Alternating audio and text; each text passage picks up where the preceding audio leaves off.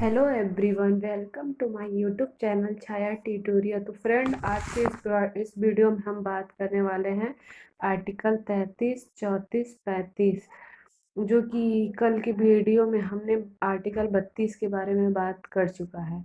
तो आज के इस वीडियो में बात होगा the constitution of India in Hindi, मतलब सशस्त्र बलों के सदस्यों के मूल अधिकारों का प्रयोग पर निर्बंधन। मूल अधिकार के अन्य उपबंध, other provisions of fundamental rights. संसद विधि द्वारा संघ या किसी राज्य सेवा के किसी व्यक्ति को ऐसे कार्य के संबंध में क्षतिपूर्ति कर सकेगी जो मार्शल लॉ लगे क्षेत्र व्यवस्था को बनाए रखने या पुनः स्थापन संबंधी कार्य किए हों। जैसे कि हालांकि मुख्य रूप से मूल अधिकार सिर्फ अनुच्छेद 14 से लेकर अनुच्छेद 32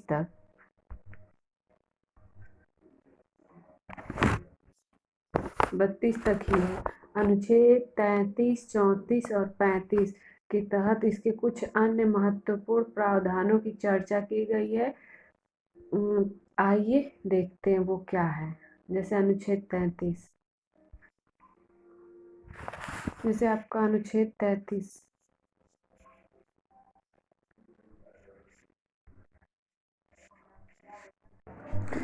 इस भाग द्वारा प्रदत्त अधिकारों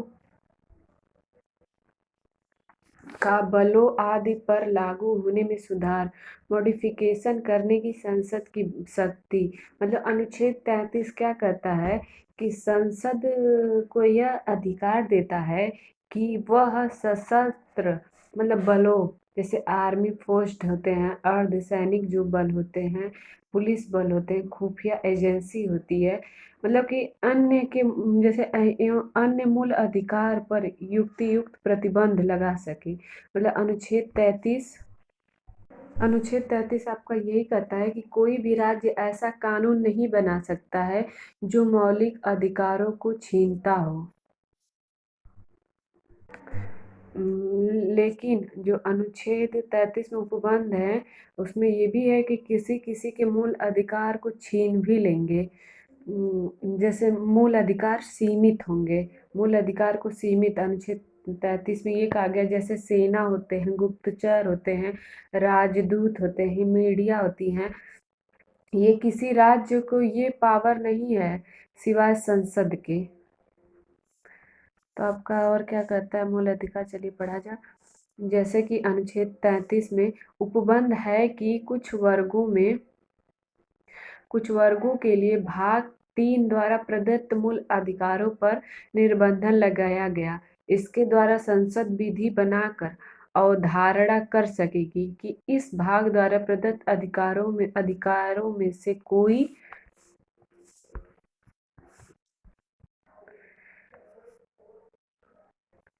जैसे सशस्त्र बलों के सदस्यों के मूल अधिकारों का प्रयोग पर निर्बंधन।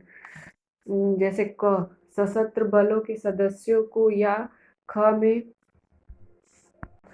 जैसे लोक व्यवस्था बनाए रखने का भार वहन करने वाले बलों के सदस्यों को, या जैसे आसूचना इंटेलिजेंस के प्रयोजनों के लिए राज्य द्वारा स्थापित किसी जांच ब्यूरो या संगठन में नियोजित व्यक्तियों को, या जैसे घ में क्या है, खंड क, ख और ग में विनिर्दिष्ट किसी बल, ब्यूरो, दूर संचार प्रणाली में या उसके संबंध में नियोजित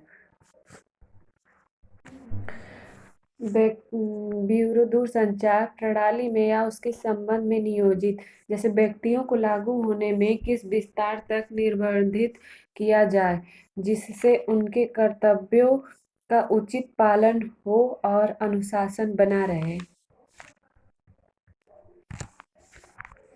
जैसे आर्टिकल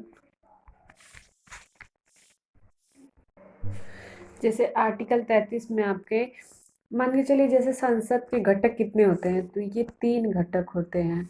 और संसद सदन कितने होते हैं, तो 2 होते हैं। तो संसद के गठन 3 कौन-कौन से होते हैं? जैसे लोकसभा, राज्यसभा, राष्ट्रपति, ये 3 मिलाकर बनते हैं संसद के घटक।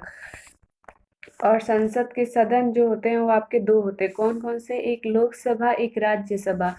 जैसे कि आपके आर्टिकल 33 में है, जैसे सैनिक बल, आर्मी या फौज, जैसे ये रक्षा मंत्रालय के अंतर्गत आते हैं। इसमें सेना, जैसे अर्धसेना, जैसे एक सैनिक बल होता है, एक अर्धसेना सैनिक बल होता है। तो जिसमें सैनिक बल होते हैं उसमें आर्मी फौज आते हैं, और जिसमें अर्धसैनिक बल होते हैं उसमें बीएसएफ, एसएसबी, फिर आईटीबीपीएस, ये गृह मंत्रालय के अंतर्गत आते हैं। और जो सैनिक बल होते हैं वो आपके रक्षा मंत्रालय के अंतर्गत आते हैं। जैसे इसमें एक खुफिया एजेंसी भी होती है, ये भी गृह मंत्रालय के अंतर्गत आएगा। मतलब कि ये खुफिया एजेंसी में जैसे आपके सीबीआई हो गए, आईबी हो गए, सीआईडी हो गए, फिर एलआईयू हो गया, एनआईए हो गया, रा हो गया, आरएडब्ल्यू, मतलब ये सब मतलब प्रतिबंधित कर सकते हैं इस पर आर्टिकल 33। आपका मुख्य पॉइंट यही है। आपके आर्टिकल 33 में यही बात कही गई है कि मतलब कि कोई भी राज्य ऐसा कानून नहीं बना सकता है जो मौलिक अधिकारों को छीनता हो। और यह अधिकार मतलब अनुच्छेद 33 को यह अधिकार देता है कि वह सशक्त बलों जैसे कि आर्मी, अर्धसैनिक बलों को, पुलिस वालों को, खुफिया को, एजेंसी को अन्य अधिकार पर युक्त प्रतिबंध लगा सके। चलिए अब आपका आर्टिकल 34 पढ़ा जाए। आपका अनुच्छेद 34 जब किसी क्षेत्र में सेना कानून लागू हो तब इस भाग द्वारा प्रदत्त मूल अधिकारों पर निर्बंधन।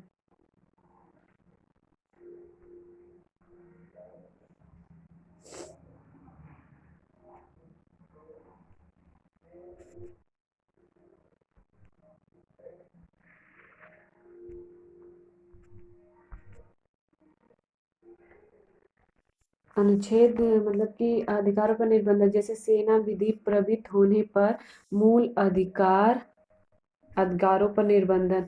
मतलब अनुच्छेद 34 में आपका क्या कहा गया है कि अगर भारत के किसी भी राज्य में मार्शल लॉ या सैन्य शासन लागू हो गया, ठीक, तो संसद को यह अधिकार है कि आम नागरिकों के मौलिक अधिकारों को सीमित कर सके, और संसद द्वारा बनाए गए जो कानून है उस आधार पर न्यायालय में चुनौती नहीं दी जा सकती है।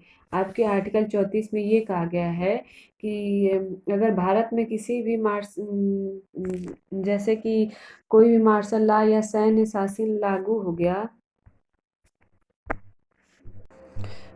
तो जो मूल अधिकार को सीमित हो जाता है। मतलब अगर सैन्य कानून लागू हो गया, मतलब मार्शल लॉ जब लागू होता है तो जो मूल अधिकार को सीमित कर दिया जाता है। जैसे कि जब सिविल पुलिस फेल हो जाती है तो मार्शल लॉ लगाया जाता है, मतलब कि पुलिस को हटाकर सैनिक शासन बनाया जाता है। मतलब यदि किसी राज्य में सैनिक शासन लागू हो तो वहाँ के लोगों को अधिकारों पर पूर्ण प्रतिबंध लगा सकती है या कमी कर सकती है। आपका मार्शल लॉ अनुच्छेद 34 में यही मतलब है, जो मार्शल लॉ सैन्य कानून, जैसे सैनिक छावनी कैंट होता है, जिसमें पुलिस फेल हो जाने पर मार्शल लॉ मतलब लगता है, जिसमें कि आपके सैनिक शासन हो जाता है, उसमें लागू कर दिया जाता है। तो चलिए देखा जाए आगे क्या लिखा है। अनुच्छेद 34 में जैसे संसद को यह शक्ति प्रदान करता है कि वह विधि द्वारा किसी व्यक्ति को जो संघ या राज्य की सेवा में हो या किसी अन्य व्यक्ति को किसी ऐसे कार्य के विषय में तारण दे सके जो उसने भारत में किसी सेना विधि प्रवृत्ति क्षेत्र में व्यवस्था बनाए रखने या पुनः स्थापना के संबंध में किया हो, या ऐसे क्षेत्र में सेना विधि के अधीन दिए गए दंड, जब्ती या अन्य कार्य को मान्य कर सके।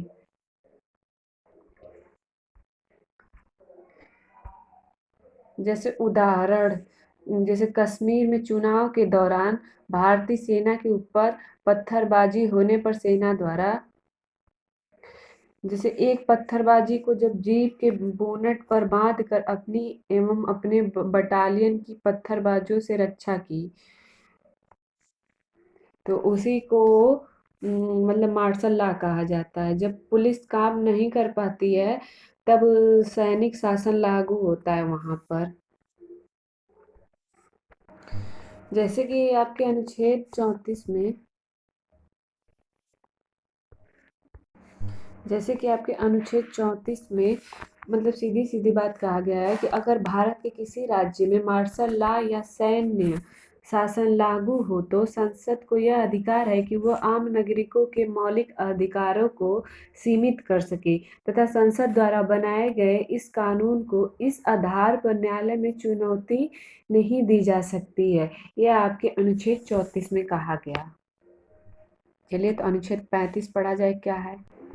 अनुच्छेद 35 सशस्त्र बलों के सदस्यों के मूल अधिकारों का प्रयोग पर निर्बंधन। जैसे कि अनुच्छेद 35 में आपका है कि इस भाग के उपबंधों को प्रभावी करने के लिए विधान, जैसे अनुच्छेद 35 में ये बोला गया कि संसद को अधिकार है कि मौलिक अधिकार के जिन बातों को अपराध बताया गया है उनके खिलाफ संसद कानून बना सकता है। आपके अनुच्छेद 35 में ये बोला गया है कि खंड क में उपबंध है कि संसद को यह शक्ति होगी परंतु राज्य विधानमंडलों को नहीं। वह अनुच्छेद 16 3 32 3 33 और 34 के अधीन बिना विधि बना सकती है। जैसे खंड ख में उपबंध है कि इस प्रकार की कोई संविधान लागू होने से पहले ही प्रवृत्त हो तो वह तब तक प्रवृत्त रहेगी जब तक संसद उसे निरसित न करे। जैसे आर्टिकल 35 अनुच्छेद 35 में संसद मूल अधिकारों को अधिक प्रभावी व शक्तिशाली बनाने के लिए कानून बना सकती है। जैसे मौलिक अधिकारों को प्रभावी बनाने के लिए संसद को कानून बनाने का अधिकार है। जैसे भारतीय नागरिक को प्राप्त, जैसे आर्टिकल 15 16 19 22